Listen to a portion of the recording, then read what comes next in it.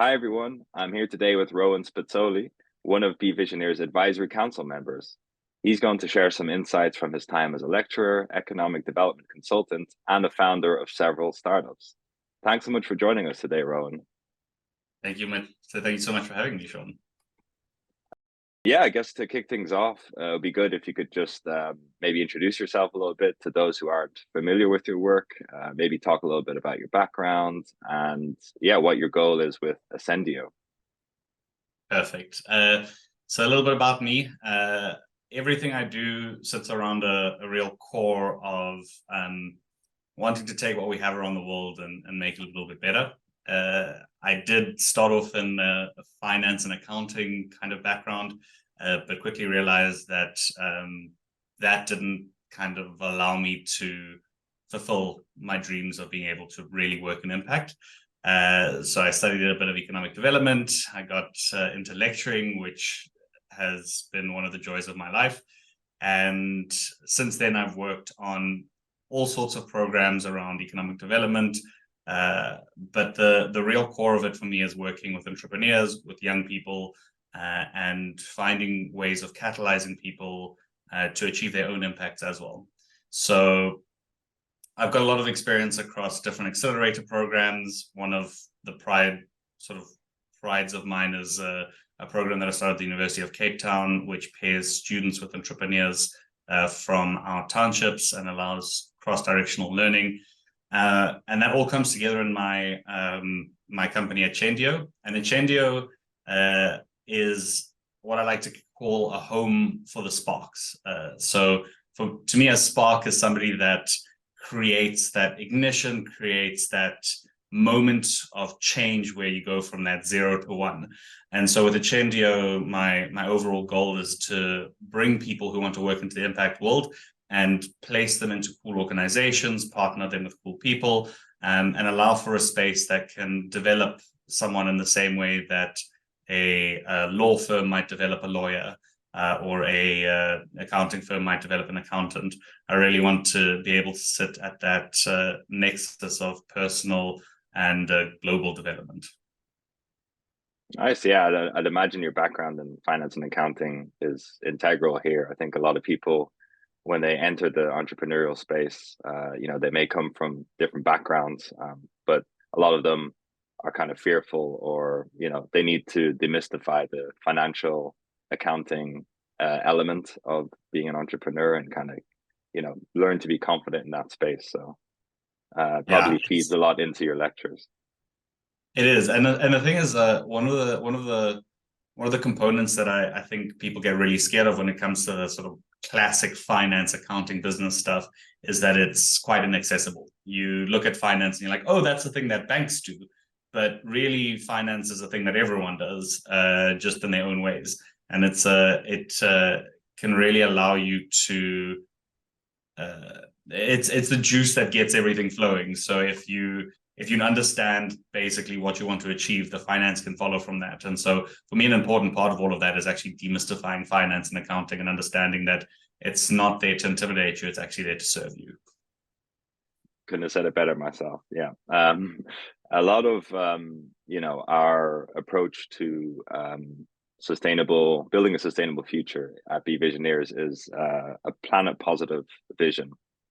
So for you yourself, when you think about building a sustainable future, what makes you optimistic? So there's a lot that makes me optimistic at the moment.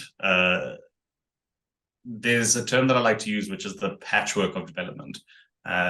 What I really am loving seeing about the way a sustainable future is kind of arriving towards us, or what we're all walking towards, is that everyone seems to be doing it in their own way and every little bit counts. So what makes me super excited is the organizations that have popped up that are doing work at scale and big, important work, funding operations, catalyzing, working with corporates and improving their sustainability, but also the local homegrown grassroots solutions of, oh, I'm just going to improve my house, my family, my street, all of those more ground up solutions. And what I really feel at the moment is that the world is in this place where we realize that this is all our responsibility. And as much as what we're fighting against when it comes to an unsustainable future is a lot of big problems, I feel that the patchwork of what we're doing at the moment in the world is fantastic. And with that patchwork of, putting together a multi patched up blanket to, fix our problems, is that there are so many organizations that are starting to realize that to achieve that sustainable future, what we're really looking at is collaboration and not competition. And so that gets me even more excited, is that in the past, you'd kind of compete for a smaller pool of resources, whereas now we're trying to all work together to make sure everyone's future is brighter. And so what I've seen a lot in the development world is organizations that would never have traditionally worked together really kind of coming together to build a sustainable future. So for example, one of the programs that I'm working on is called the Record Fight for Access Accelerator, where we're partnering a big multinational corporate with grassroots entrepreneurs in Brazil, Nigeria, and South Africa, and realizing that we're working together towards the same objectives. We really want to make sure people have all of the things under our sustainable development goals, and we can do that together instead of trying to compete for who can do it best, I guess. Yeah, I really like you touched on that major theme of ours as well, which is collaboration. So, the kind of challenge of connecting grassroots players with the big players. And that kind of segs nicely to my next question, which is, what would you identify as like the most common challenge among young sustainable entrepreneurs in South Africa locally, and maybe more in like a general sense as well? So I think one of the real big challenges in terms of sustainability entrepreneurs, or people working in impact with a lens of having a sustainable business or a sustainable model around that, is that you are fighting on a lot of different fronts. Entrepreneurship as a journey has been known to be an incredibly difficult one in general. I mean, it's, you get so much literature on how to be an entrepreneur, how to be a business person, because it is a difficult journey in entrepreneurship. When you throw in the other angle of sustainability, which is also really complex, it's a dual problem that's trying to be solved in one go. And so I think one of the big challenges with that is that you, by fighting on two fronts, there's a lot of stuff that can feel insurmountable. That can, if you're trying to make your business sustainable, but you want to maximize the good that you do, sometimes it might feel like those don't go hand in hand. So that's a big problem that I think all of us in the impact space are facing, but young people might be facing that, more so when they're trying to learn about different things at the same time. Another thing that I find as a really common challenge at the moment is actually an internal thing of, is my work going to matter? Is my effort going to have an impact? And that's where I feel that it becomes a confidence, a psychological side of understanding that impact doesn't have to be big to be impactful. It can be impactful in smaller niches. And then lastly, in terms of other things that entrepreneurs or young sustainable entrepreneurs are facing, is that there is really an infinite number of things that you can work on. There's an infinite number of things that you can fix. And, I think we struggle sometimes with understanding where would be best for us to work on. So, if you're looking at your own community and you realize there's 100 different problems, trying to solve all of them, all 100 of them at the same time can be a bit of a challenge. But that's why I speak to the patchwork of things, is trusting that, even if you're not able to solve every problem, there's maybe another young person that's able to solve, or lots of other young people that are able to solve that. Yeah, I think that's a really stellar piece of advice. I think, when you're kind of confronted with a wealth of choices and paths to go down, oftentimes being specific and like really honing in on a goal, instead of trying to do everything at once, can be immediately beneficial, especially when you're just starting off. I'm just kind of curious, what kind of piece of advice would you give to these more younger would-be entrepreneurs who are just starting out? There's obviously loads and loads of advice that you could put in there, but one of them is to not be dismayed if it doesn't work out immediately. We have this, I don't know how common the term is the idea of school fees, which is that whenever you try something, it might fail, but there's actually a lot of learning that comes out of that. To go back into my background, one of the first entrepreneurial ventures I tried was to start a matching platform for people that were looking for work and people that had work to give, but specifically focused on people who might be underskilled or underserved and trying to match them into opportunities. And in that process, I focused entirely on the wrong things in terms of making it go well. My first month was spent designing the logo. The second month was spent redesigning the logo. The third month was spent printing all sorts of t-shirts so that we had our logo on the t-shirts. And a quarter of the year went past and we hadn't helped anyone. So that was a massive learning for me, because now I don't focus on a logo until it's actually going to have a public image. Then you're like, oh, let's put together a logo for this project. Another learning that I had, so that didn't work out. But then a couple of years later, I started my next impact attempt, and we were looking at designing a device that could alert police if you were in danger. And we launched the idea. People loved the idea. And when we started trying to say, okay, would people be willing to, kind of crowdfund for this, we really struggled. And when we started asking people, we went to a market day and we asked people why they wouldn't buy our device. And they said, we're not sure if the police would actually arrive. How do we know that they'd come through? And then we embarked on a whole systems thinking journey where I learned a lot about systems thinking. I entered a competition at the University of Oxford and presented a lot of our systems thinking work. And my learning from that has carried me enormously. And when we came back to South Africa, we realized that some of the major problems were actually that the system itself was broken, not that moment of alerting somebody was broken. And we ended up, again, taking all of that information, giving it to people that could be more effective with our learnings. But I was left with an incredible understanding of on-the-ground systems thinking. And so if you're at the beginning of your entrepreneurial journey, knowing that you could fail again and again, but all of that is part of a learning process. So you might not get it right. You might actually come up against something and realize that this won't work. So for example, with that, we tried to introduce the technology into the police and realized that as a bunch of 22-year-old students, our police force would not take on technology from us. So, we took a step away from that and actually realized that we weren't the best people to execute on that. And to realize that this entrepreneurial life is a journey. It can go in and out, it can start and stop. After that program, I went into a lot more economic development consulting, and then only a couple of years later started my next entrepreneurial venture. And so at the beginning of your journey it can be really scary, and there is a strong chance of it not working out.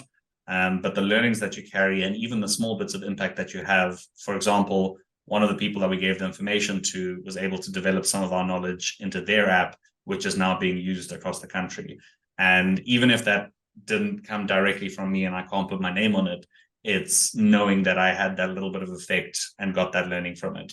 And so, even if you've got a stellar idea, you'll encounter things, you'll come up against things, you'll come up against those challenges, but realizing that that's all part of a journey that doesn't have to be successful when you're early, but also doesn't have to end when you're young. Is something that I would have actually really treasured when I was freaking out about failing on my businesses. But that learning has come with me. I've paid my school fees, so you're going to have school fees to pay, but that learning will grow. Yeah, you got to pay your dues. No, I really admire that philosophy of not being afraid of failure. Turning an idea into a successful venture requires a bulletproof business model, but a large part of it is also relying on becoming a leader. So in your opinion, what would be the most essential traits in any good leader?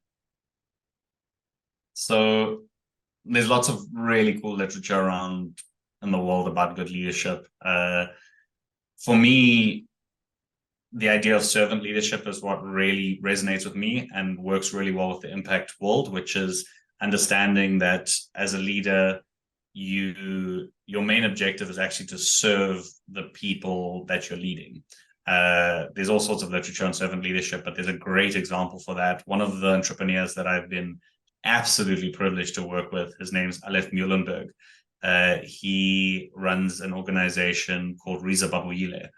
And what I find really fascinating is that he is possibly the best leader that I've ever encountered, but consistently how he speaks about the people in his team is that they are there to be served by him, and what his job is to make their job more defined, easier, and more impactful. And so, for example, today they just opened up a new clinic in an underserved area around Cape Town, but the people that run the clinic, the nurses that run the clinic, have ownership in that clinic, and they have been empowered to be able to complain, speak up, to be able to voice their opinions, to be able to say, "Ooh, we really need this." And what that allows for is that as a leader, he doesn't have to necessarily go and lead and know exactly what a clinic needs. I mean, he's not a trained physician, he's not a trained nurse. He doesn't know exactly what that a clinic might need, but he's empowered the people on the ground enough such that they can communicate upwards to him about exactly what the needs are of the organization, and to hold them accountable by saying, we needed this, and this is, what we need delivered, etc. And so for me, the most essential trait, especially if you're being a good leader in the impact world, is to realize that you are ultimately there in a position of service, and that there's a humility that comes with that, such that you cannot reasonably do everything yourself. But what you can do is really empower people and put the kind of pyramid upside down, which is that every time you build a layer of people that you're leading, whether it's in your community or in your organization, you're empowering them to be effective in a way that doesn't take away from, that doesn't take away from any sort of levels of dignity, or make them feel like they are themselves trapped in any sort of situation. Instead, it allows them to be leaders in their own right. And so the world of leadership being the sort of strongman view of you have to be harsh and you have to be cruel and you have to be efficient all the time, can really get turned on its head to realizing that the people that you're working with are ultimately going to amplify the impact on the ground around you in your community. And if you're able to serve them more effectively, if you're able to be a servant leader, if you're able to embody that trait of resolve plus humility, ultimately you're going to be able to have more impact, not just on the final result, but on the whole process. No, I can't agree more. Yeah, I think especially in this space of impact investment, a lot of companies are heading towards goals that are for the greater good or have a social impact. They're not pushing a product or a service. And in general, this idea of this old-fashioned image of a leader, being kind of top of the pyramid, hierarchical. I say you follow, I think we're seeing less and less of, which is a good thing. Yeah, thanks so much. Thanks for your time. It's been such a pleasure. And I really, really wish all the best for all of the beVisioneers cohort.